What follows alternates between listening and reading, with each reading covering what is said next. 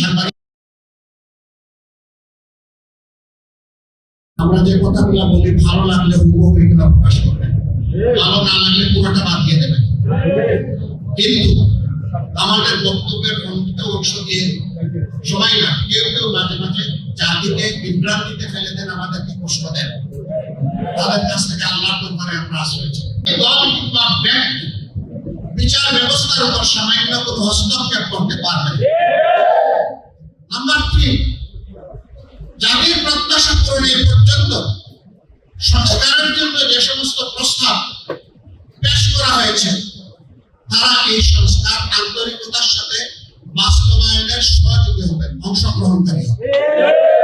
এই 3 বিষয়ে যারা একমত হবেন তাদের জন্য আমাদের দরজা খোলা থাকবে ইনশাআল্লাহ। আমরা জানি না আগামী দিন আল্লাহ তাআলা এই বাংলাদেশ জাতির দায়িত্ব কার হাতে তুলে দেবেন, কারণ আল্লাহ নিজেই ঘোষণা করেছেন কুলিল্লাহুম্মা মালিকাল মুলক তুতিল মুলকা মান তাশা। এই মহান সৃষ্টির জগতে সব কিছুর বাদশাহী আমার, আমি আল্লাহ। এরপরে সেই আল্লাহ তাআলা বলছেন, তবে দুনিয়ার শৃঙ্খলার জন্য বিভিন্ন জায়গায় বিভিন্ন জাতি, গোষ্ঠী, ভাষা, ধর্ম আমি তৈরি করেছি। ওই জায়গাগুলোকে আমি ছোট ছোট মুলুকে দিয়ে থাকি, কর্তৃত্ব দিয়ে থাকি, শাসন ক্ষমতা দিয়ে থাকি। আমি দেই মানুষের কল্যাণের জন্য দেই, সমাজের শৃঙ্খলার জন্য দেই, শান্তির জন্য দেই।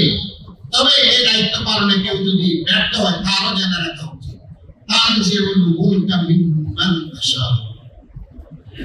তখন কিন্তু আমি ঝাপটা মেরে সেই দায়িত্ব কেড়ে নিয়ে যাই। একটা দল তারা বুকিং দিয়েছিল ক্ষমতা 2041 সাল পর্যন্ত, তাই না? জেলে ছিলাম 24 7 জানুয়ারি নির্বাচনের সময় জেলে ছিলাম, অন্যান্য দলের সিনিয়র নেতৃবৃন্দ একসাথেই ছিলাম। হতাশ, সবাই হতাশ। সবাই বলতেন ভাই এখন আর সন্তান চিন্তা করে হবে না, এখন আমাদেরকে অনেক দূরে চিন্তা করতে হবে। অনেক জীবন দিলাম, লড়াই করলাম, সংগ্রাম করলাম, জেলে থাকলাম, কিন্তু কিছু করতে পারলাম না। এখন 41 সালের পরের পরিকল্পনা আমাদের করতে হবে। আমি বললাম ভাই আমার জীবনে এতদিন বেঁচে থাকতে আমি আশাও করতে, আমি আমার এই জীবনে আল্লাহর কাছে এইটুকু আশা করি যে একটা পরিবর্তন দেখতে চাই। সুতরাং আমার কাছে এখানে 41 নাই, আমার কাছে 24-25 যাই আসবে আলহামদুলিল্লাহ। কত এগুলা দুর্বল মনের সান্ত্বনা। মন একটা দুর্বল হোক সবল হোক, সান্ত্বনা দেওয়ার জায়গায় একটা সেটা হচ্ছে আল্লাহ রাব্বুল আলামিনের সাহায্য। ওই সাহায্যের দিকে তাকায় থাকবো, যতক্ষণ না আসবে তাকায় থাকবো। আলহামদুলিল্লাহ, যদি 24 না হতো আজকের 25-এ এখানে এইভাবে দাঁড়াতে পারতাম। যদি 24 না হতো আমরা যারা নির্বাচনের কথা বলছি, নির্বাচনের প্রস্তুতি নিচ্ছি, আমাদের মুখ দিয়ে নির্বাচন নামক কোন শব্দ বের হতো। যদি 24 না হতো আজকে ইলেকশন কমিশনের দায়িত্বপূর্ণ জায়গা থেকে মাননীয় প্রধান নির্বাচন কমিশনার যে বক্তব্য দিয়েছেন তিনিও এই জায়গায় থাকতেন না।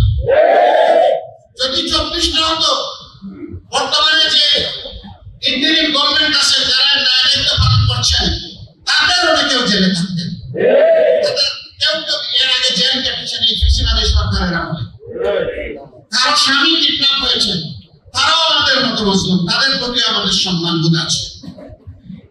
যদি এই 24 না হতো বর্তমানে ফিসিবাদী আমলে যে সমস্ত মানুষকে নির্যাতন করা হয়েছে, অপমান করা হয়েছে, তাদের বিচার চাওয়ারও কোনো পরিবেশ এই দেশে থাকতো না।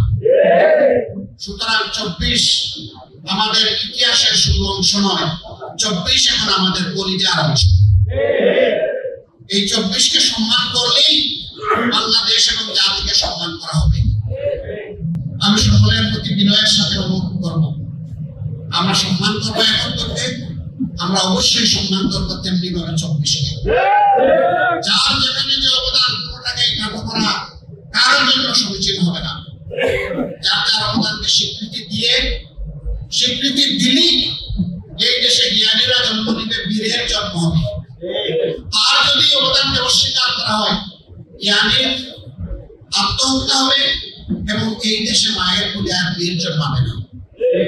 এই জন্য আমরা আমাদের বীরদেরকে গভীর শ্রদ্ধা দিয়ে স্মরণ করে যাবো ইনশাআল্লাহ। 24 বিপ্লবের নেতৃত্ব যারা দিয়েছে, অংশগ্রহণ যারা করেছে, আরেকবার আমি তাদের প্রতি সমস্ত হৃদয় কলিজা উজাড় করে আমি শ্রদ্ধা জানাচ্ছি। তারা জাতিকে নতুন করে প্রাণ এনে দিয়েছে। সাংবাদিক বন্ধুগণ, আপনাদের কাছে বিনয়ের সাথে অনুরোধ, আমরা যে কথাগুলো বলি ভালো লাগলে হুবহু এগুলো প্রকাশ করবেন, ভালো না লাগলে পুরোটা বাদ দিয়ে দেবেন। কিন্তু আমাদের বক্তব্যের অংশ দিয়ে সবাই না, কেউ কেউ মাঝে মাঝে জাতিকে বিভ্রান্তিতে ফেলে দেন, আমাদেরকে কষ্ট দেন। তাদের কাছ থেকে আল্লাহর দরবারে আমরা আশ্রয় চাই। এই কাজ করবেন না। আপনাদের দুই একজনের কারণে গোটা সাংবাদিক সমাজ কেন লজ্জিত হবে? যাদেরকে বলা হয় তাকে জাতির বিবেক, এই বিবেককে আপনারা লজ্জা দেবেন না। যার যার জায়গা থেকে আপনারা নিজ দায়িত্বটা সঠিকভাবে পালন করবেন। বক্তব্যের কাজ নয়, ভালো লাগলে পুরোটা, না লাগলে আউট, সারাটা ব্ল্যাক আউট করে দিবেন। আমরা কিন্তু ব্ল্যাক এন্ড হোয়াইট ট্যাগ করবেন না, হোয়াইটকে ব্ল্যাক বানাবেন না, বক্তব্যের সেন্স পাল্টানো ঠিক হবে না। আপনারা সমাজের চতুর্থ স্তম্ভ, এটা ভুলে যাবেন না। এবং 3টা স্তম্ভকে ঠিক রাখার দায়িত্ব আপনাদের, এইটা আপনারা ভুলে যাবেন।